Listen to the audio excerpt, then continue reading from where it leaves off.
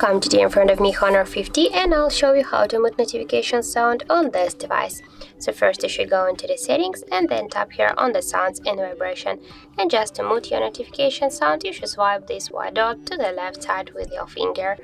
And also we got the second way how we can do that, because if you'll do it by this way you would mute not only your notifications, you'll also mute your ringtones. So I suggest you now just go to the notification tone section and here switch your currently notification sound to the noun here. And now if you'll go back you can see that we got only the vibration only. Also you can just turn off the vibration if you want.